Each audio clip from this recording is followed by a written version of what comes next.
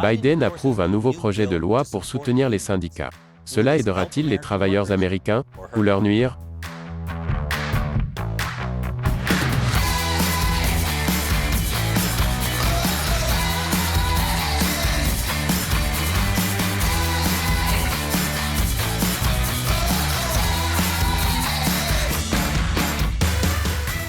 Bienvenue à l'émission Amérique dévoilée, je suis Chris Chappell. Cet épisode est sponsorisé par Surfshark. Vous devriez utiliser un VPN comme Surfshark pour vous protéger chaque fois que vous allez en ligne. Il y a un nouveau projet de loi au Congrès qui changerait radicalement les types d'emplois que vous êtes autorisés à avoir. Il est largement soutenu par les syndicats qui y voient un moyen de protéger les travailleurs. Mais pour des millions d'employés non syndiqués et de freelance, cela pourrait mettre fin à leur carrière plus vite que de dire quelque chose de légèrement offensant sur Twitter. Le mois dernier, la Chambre des représentants a adopté la loi sur la protection du droit d'organisation, ou loi Pro. Elle a le soutien du président Biden. Je dis depuis longtemps que l'Amérique n'a pas été construite par Wall Street. Elle a été construite par la classe moyenne, et les syndicats ont construit la classe moyenne. Les syndicats mettent le pouvoir entre les mains des travailleurs. Ils mettent tout le monde sur un pied d'égalité. Ils vous donnent une voix plus forte pour votre santé, votre sécurité, des salaires plus élevés, des protections contre la discrimination raciale et le harcèlement sexuel. Les syndicats soutiennent les travailleurs, qu'ils soient syndiqués ou non, mais surtout les travailleurs noirs et bruns. Biden a promis d'être le président le plus pro-syndical que vous ayez jamais vu. Et la loi Pro en est un élément important. La loi Pro modifie la loi nationale sur les relations de travail. Il s'agit de la loi fédérale qui régit les relations de négociation collective entre les entreprises et les syndicats.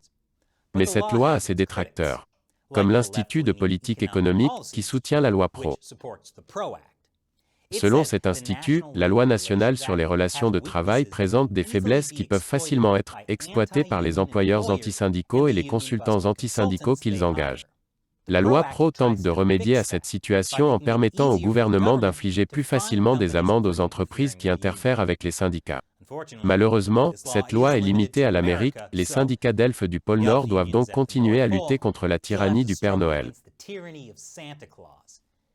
Il sait quand ils dorment, au travail. La loi Pro annule également les lois sur le droit au travail dans 28 États. Les lois sur le droit au travail permettent à quiconque de travailler pour n'importe quelle entreprise qu'il embauche. Ces lois empêchent les syndicats d'exiger que tous les travailleurs adhèrent au syndicat pour obtenir un emploi. Cela donne plus de liberté aux travailleurs. Mais cela crée également ce que l'on appelle un problème de passagers clandestins. Les syndicats doivent toujours représenter tout le monde, même si certains de ces travailleurs ne paient pas de cotisations. Cela nuit aux syndicats et les rend moins efficaces pour représenter les travailleurs. Les lois sur le droit au travail permettent aux entreprises d'embaucher des travailleurs que les syndicats ne jugent pas qualifiés. Par exemple, des travailleurs qui ne répondent pas à certaines exigences en matière de compétences. Mais souvenez-vous, si les personnes sans talent ne trouvaient pas de travail, nous n'aurions jamais entendu parler de Keanu Reeves. Et ce serait un crime. Ce qui manque à Keanu en termes de talent d'acteur, il le compense par une pureté débridée. La Keanu-cité. Mais la loi Pro supprimerait les lois sur le droit au travail. Ainsi, tous les employés des entreprises syndiquées devront payer des cotisations syndicales, même s'ils ne le souhaitent pas. Ai-je mentionné que les syndicats aiment la loi Pro? La loi Pro oblige également les entreprises à reclasser la plupart des travailleurs indépendants en tant que salariés. La théorie est que de nombreuses entreprises profitent des travailleurs en les étiquetant comme indépendants, afin de ne pas avoir à leur accorder d'avantages sociaux. Des entreprises comme Uber, que nous détestons tous. Sauf si vous aimez recevoir des compilations de DJS amateurs. Dans ce cas, Uber est tout simplement génial. Mais certains pensent que la loi Pro fait du tort aux travailleurs. J'y reviendrai après la pause. Bon retour parmi nous. Il y a beaucoup d'opposition à la loi Pro. Surtout quand il s'agit de définir les travailleurs freelance et les entrepreneurs indépendants. C'est déterminé par ce qu'on appelle le test ABC. Le test ABC a été créé dans les années 30 pour améliorer les conditions de travail des ouvriers dans les usines. Oui, c'est un peu désuet. Les usines ne ressemblent plus à ça. Elles ressemblent à ça. Non, c'est tellement 2019. Beaucoup d'usines aujourd'hui ressemblent à ça. Et oui, il y a encore des usines physiques. Mais seulement jusqu'à ce qu'elles deviennent toutes comme ça. Andrew Yang a essayé de nous avertir. Et c'est une partie du problème. Le type de travail que les gens font a beaucoup changé depuis les années 30. Le test ABC est un moyen de déterminer si un travailleur est un employé ou un entrepreneur indépendant. L'idée était d'empêcher les employeurs de classer à tort des employés comme des entrepreneurs indépendants, simplement pour économiser sur les coûts d'emploi. Des choses comme les charges sociales, l'assurance maladie, les congés payés et les fournitures de bureau volées. Ce qui me rappelle que je n'ai plus d'agrafeuse.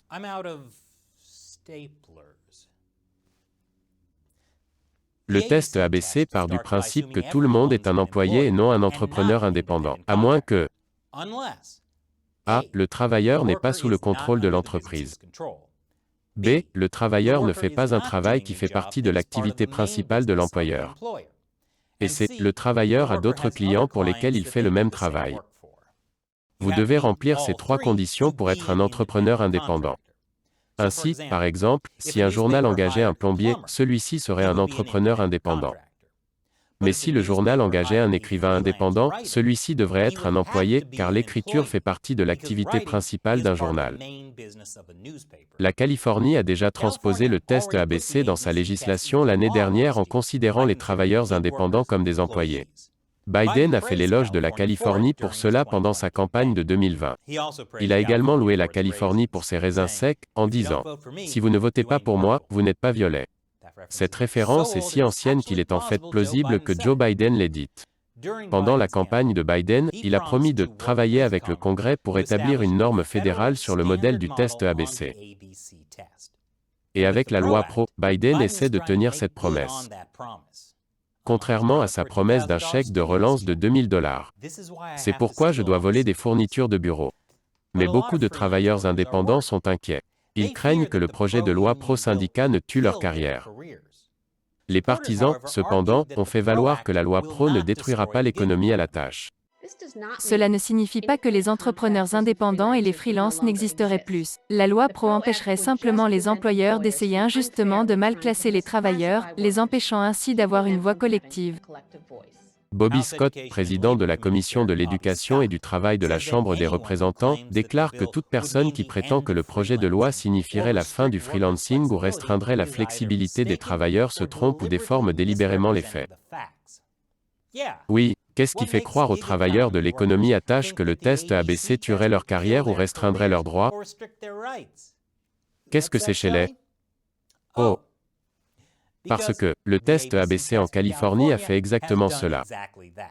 Je vais expliquer comment après la pause. Bon retour parmi nous. L'année dernière, la Californie a promulgué une loi appelée AB5. Elle a reclassé les travailleurs comme employés en se basant sur le test ABC. Et après, beaucoup de gens en Californie ont perdu leur travail en freelance. Des traducteurs aux musiciens aux acteurs jusqu'au type qui enduit d'huile pour bébé sur le rock avant de prendre ses photos sur Instagram. Le média de gauche Vox Media a fait l'éloge de l'AB5 californien lorsqu'il a été adopté, le qualifiant de « victoire pour les travailleurs du monde entier ». Et puis, Vox a licencié des centaines de ses rédacteurs parce qu'ils ne voulaient pas engager ces freelances comme employés à plein temps. C'était donc une victoire pour les travailleurs du monde entier. Sauf si vous travaillez pour Vox. Les retombées de l'AB5 ont été si graves que les législateurs californiens ont décidé qu'ils devaient y remédier. Pas en abrogeant AB5, non, mais en passant encore plus de lois. Leur logique était essentiellement: comment allons-nous sortir d'ici? On va creuser pour s'en sortir. Non, pas déterrer, idiot. D'abord, ils ont fait passer la B 2257. Elle a exempté certains entrepreneurs indépendants de la loi, permettant aux écrivains et à beaucoup d'autres de travailler à nouveau en freelance. Puis les électeurs ont voté la proposition 22, qui a permis à Uber et Lyft de continuer à traiter les chauffeurs comme des entrepreneurs indépendants. C'était une mauvaise chose pour les chauffeurs à temps plein qui voulaient être traités comme des employés, avec des congés payés et ainsi de suite. Mais c'était bon pour les chauffeurs à temps partiel qui pouvaient continuer à conduire pour se faire de l'argent en plus. Jusqu'à ce que leur carrière du DJ décolle. D'un jour à l'autre. Même avec tous les changements, beaucoup d'indépendants ne peuvent pas profiter des exemptions. Donc beaucoup de gens trouvent encore que la B5 est pourrie jusqu'à la moelle et disent qu'il devrait disparaître complètement. Le problème avec le test ABC est la partie B. Vous voyez, les écrivains, musiciens, acteurs et autres freelances échouent à la partie B parce qu'ils fournissent un service dans le cadre habituel de l'entreprise qui les a engagés et non en dehors. Pensez à l'écrivain indépendant d'un journal. C'est pourquoi la partie B du test est impossible à satisfaire. Cela fait que les employeurs ont tellement peur de violer la partie B qu'ils cessent tout simplement d'embaucher des freelances, laissant les freelances crier « fils de paix ». C'est ce qu'a fait Vox Media. Sauf qu'après avoir licencié des centaines de pigistes en Californie, Vox a simplement engagé de nouveaux pigistes dans d'autres États où la loi AB5 ne s'appliquait pas. Oh, donc c'était vraiment une victoire pour les travailleurs partout, en dehors de la Californie. Hearst est l'un des plus grands éditeurs de magazines au monde. Il a dit aux écrivains des États avec le test ABC qu'ils ne pouvaient plus contribuer à leur publication. Ce qui était amer pour beaucoup de freelances, sachant que leur travail était rejeté à cause d'une loi, au lieu de la raison habituelle. Leur écriture était nulle. Mais si la loi Pro est adoptée, c'est à l'échelle nationale. Alors, que vont faire ces entreprises médiatiques? S'ils ne peuvent pas engager des indépendants américains, ils vont devoir trouver des rédacteurs en Inde. Ou pire encore, au Canada. Bien sûr, pour les freelances qui travaillent déjà selon un horaire de type 9 à 5, la loi Pro serait utile. Elle obligerait les entreprises à les traiter comme des employés et à leur accorder des avantages. Mais qu'en est-il des parents au foyer qui ne veulent travailler qu'à temps partiel pendant que les enfants sont à l'école? Qu'en est-il des travailleurs à temps plein qui font de la pige à côté pour compléter leurs revenus? Et qu'en est-il du type qui frictionne un peu d'huile pour bébé sur le roc? Et comme The Rock, la loi Pro pourrait toucher particulièrement les femmes. Les recherches de l'IRS montrent que les femmes représentent environ 55% de l'augmentation totale du nombre d'entrepreneurs indépendants entre 2001 et 2016. C'est pourquoi la loi Pro a été qualifiée d'attaque contre les entrepreneurs indépendants féminins par la Fondation libertaire Pacific Legal Foundation. Une menace pour la liberté par l'Institut libertaire Cato. Et hilarante, puisqu'elle ne me concerne pas par ce vaurien de Père Noël. Et beaucoup de conservateurs n'aiment pas non plus la loi Pro. En fin de compte, il s'agit de liberté, la liberté de s'engager dans l'économie en tant qu'entrepreneur indépendant. Il s'agit d'autonomisation, d'encourager l'esprit d'entreprise sur lequel notre nation s'est construite. Le test ABC de la loi Pro imposerait un mandat unique qui priverait des millions de travailleurs de ce choix. C'est une mauvaise affaire pour les travailleurs. C'est une mauvaise affaire pour les familles. C'est une mauvaise affaire pour l'avenir de l'innovation et des opportunités dans ce pays. Mais c'est une excellente affaire pour les robots qui remplaceront ces entrepreneurs indépendants. Et c'est une bonne affaire pour les clients d'Uber, puisque les robots DJ ont des rythmes bien plus fous. Un gros problème avec la loi Pro, c'est la façon dont la main-d'œuvre américaine a changé au cours des dernières décennies. Selon Upwork, 59 millions d'Américains, soit 36% de la main-d'œuvre totale, travaillent en freelance. Et le Bureau du travail indique que 79% des entrepreneurs indépendants préfèrent conserver leur statut d'indépendant plutôt que celui d'employé. Seulement 10% environ des travailleurs salariés étaient syndiqués en 2020. La loi Pro aiderait donc les personnes qui font actuellement ce type de travail en tant qu'indépendants, mais qui souhaitent que leur entreprise les engage en tant que salariés à temps plein. Mais elle représentera un défi de taille pour les Américains qui font ce type de travail et veulent avoir la liberté de le faire à leur manière. Eux, qui auraient pensé que les Américains valoriseraient l'indépendance. D'ailleurs, vous savez, tout le monde. En fin de compte, c'est peut-être une question d'idéologie. Si vous pensez que les gens devraient avoir la liberté de choisir pour qui et à quelles heures ils travaillent, et la liberté de quitter les emplois où ils sont maltraités, alors la solution est moins de réglementation, pas plus. Mais si vous croyez que les entreprises vont généralement maltraiter les travailleurs à moins qu'on ne les arrête, alors la solution est de donner aux syndicats plus de pouvoir pour négocier au nom des travailleurs, et d'exiger que plus de travailleurs adhèrent aux syndicats. Ai-je mentionné que les syndicats aiment la loi Pro? En fait, ils avertissent les démocrates d'adopter la loi Pro, sous peine de perdre le soutien des syndicats lors des prochaines élections de mi-mandat. Eh bien, c'est une bonne nouvelle.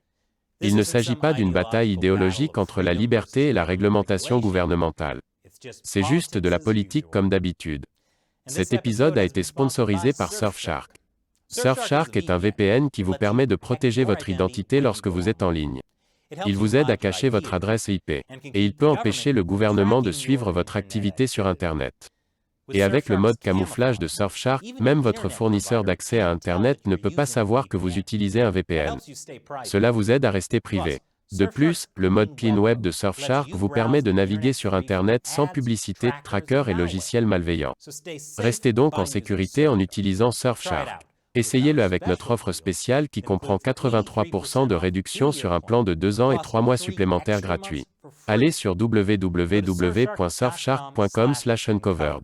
Pour seulement $2,21 par mois, vous pouvez obtenir Surfshark sur tous vos appareils. Alors cliquez sur le lien ci-dessous. Encore une fois, je suis Chris Chappell. À la prochaine fois.